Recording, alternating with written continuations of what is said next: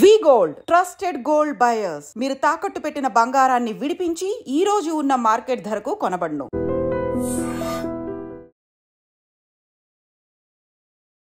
Welcome to iDream channel అండి. Real estate ధరలు బాగా పెరిగినప్పుడు స్థలాల రేట్లు పెరిగినాయి, అపార్ట్మెంట్లు పెరిగినాయి, అన్నీ పెరిగినాయి. ఒక్కొక్క apartment 3 crores 5 crores 1.5 minimum 1 crore అయిపోయింది.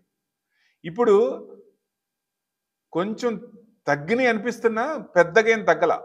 మధ్యతరగతి అందుబాటులో ఏం లేవు, విపరీతంగా కాస్ట్లోనే ఉన్నాయి. బాగా పడిపోయింది ఏం లేదు. ట్రాన్సాక్షన్ ఎక్కువ జరగట్లేదేమో కానీ రేట్లు పెద్ద 20-30% పడ్డాయి, పెద్ద పడలేదు. ఎగ్జాంపుల్గా హైదరాబాద్ తీసుకున్నా, ఎక్కువ ఏం లేదు. ఎందుకంటే కంటిన్యూగా ఎప్పుడు పెరగదు కదా, మార్కెట్ అయినా కానీ ఏదైనా కానీ కంటిన్యూస్గా వన్ సైడే పెరగదు కాబట్టి ఎక్కడో చోట సలుపు తీసుకుంటుంది. డౌన్ సైడ్ కొంచెం డౌన్ అవటమో లేకపోతే కన్సాలిడేషన్ ఫేసో, మార్కెట్ కూడా అంతే కదా. ఇప్పుడు మన పరిస్థితి కన్సాలిడేషన్ ఫేజ్లో ఉన్నాం.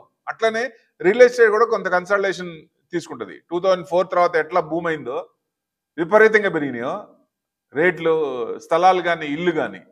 సో మనం ఇల్లు కొనటం బెస్టా, మార్కెట్లో పెట్టుకోవటం బెస్టా? ఏది బెస్ట్? ఎక్కడ ఇంట్రెస్ట్ వర్కౌట్ అవుద్ది? జనరల్గా సేఫ్టీ కోసం ఒక ఇల్లు కావాలి కాబట్టి డెఫినెట్గా మన ఇన్కమ్ లెవెల్స్ని బట్టి దాన్ని బట్టి మంచి ఇల్లే కొంటాం. అది రెంట్కి ఇవ్వటానికి అనుకున్నప్పుడు కోటిన్నర అంటే రెంట్లు ఏం రావు, పెద్ద రెంట్ రావు, ఆ ఇంట్రెస్ట్ బాందాన్ని ఏం రావు కదా, ఎక్కువ ఇంట్రెస్ట్ వర్కౌట్ అవ్వదు. బాగా ఎక్కువ వస్తే ఫెంటాస్టిక్. ఇప్పుడు 25,000 20,000 వస్తే పెద్ద వర్కౌట్ అవ్వదు కదా. సో 3 కోట్లు 4 కోట్లు 50,000 వస్తే ఏం ఉపయోగం? సో అట్లా ఉంటుంది కాబట్టి ఏం చేయొచ్చు అంటే మన అవసరార్థం దాని ప్రకారం ఇన్వెస్ట్మెంట్ చేస్తే మనం ఉండాలి కాబట్టి ఎట్టి పరిస్థితిలో. అది కూడా 2 పద్ధతులు ఉన్నాయి దాంట్లో. ఒకటి మనీ ఫ్లో బాగా ఉంది, ఇన్కమ్ బాగుంది, లేకపోతే ఆల్రెడీ సర్ప్లస్ ఉంది, ఎసెట్స్ ఉన్నాయి. సో ఇట్లాంటివన్నీ ఉన్నప్పుడు మనం ఒక ఇల్లు కొనుక్కొని హ్యాపీగా ఉండొచ్చు. లేదు స్టార్టింగే అంటే చిన్న ఎగ్జాంపుల్ తీసుకుందాం, కోటిన్నర అవుతుంది. మీరు మ్యూచువల్ ఫండ్స్ అడ్వాన్స్ దాంట్లో పెడితే మినిమం 1 crore, అది 4 years లాకింగ్ ఉంటుంది. సంవత్సరానికి 15-20% ఈజీగా వచ్చే అవకాశాలు ఉంటాయి. ఇట్లాంటి వాటిలో పెడితే ఏంటంటే 4-5 yearsలో డబుల్ అవుద్ది. మీకు ఆ ఇంట్రెస్ట్ వచ్చినప్పుడు అది ఎప్పుడు రావాలి ఆ అమౌంట్ బ్యాక్కి? ఎంతకాలం పట్టుద్ది?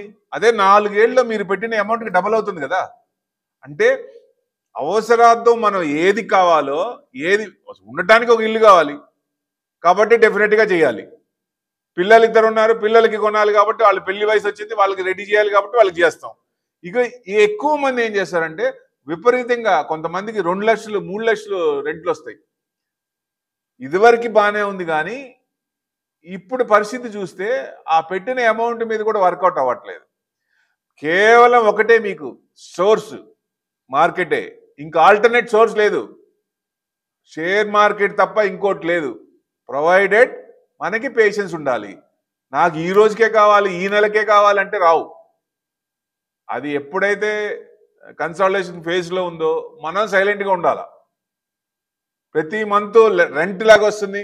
ఇప్పుడు మార్కెట్ పడుతున్నప్పుడు పోస్ట్ ఆఫీస్ సేవింగ్ స్కీమ్స్ బాగున్నాయి అనిపిస్తుంది, రేపు మార్కెట్ పెరిగినప్పుడు పోస్ట్ ఆఫీస్ నథింగ్ అనిపిస్తుంది, ఇక 20-30% వచ్చినప్పుడు.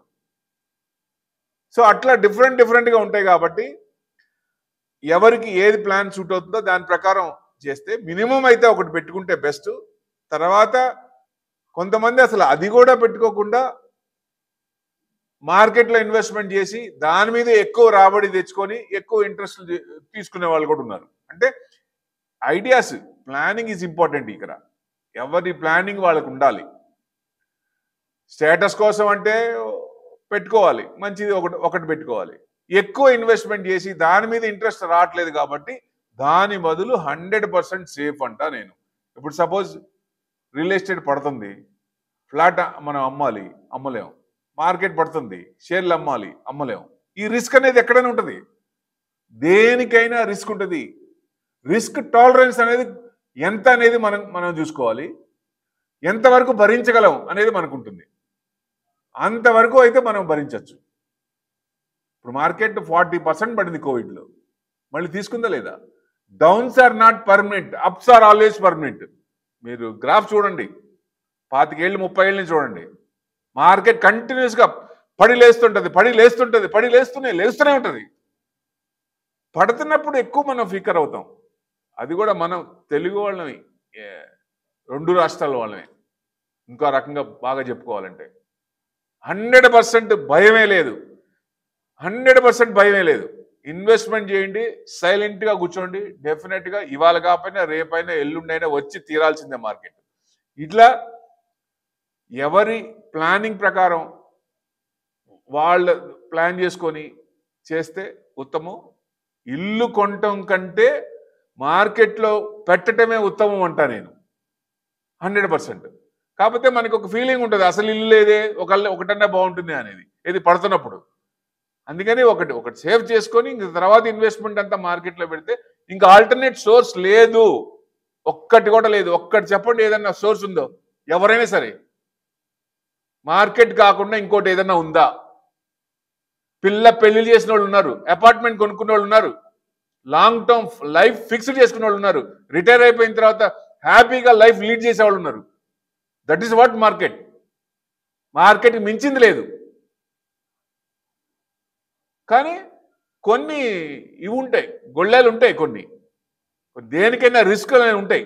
ఆ రిస్క్ మనం పడాలా. అది పడితేనే, ఎందుకంటే చీకట్లో ఉంటేనే కదా వెలుగు తెలిసేది, వెలుగు విలువ తెలిసేది. చీకట్లో లేక వెలుగులోనే ఉంటే విలువేం తెలుస్తుంది?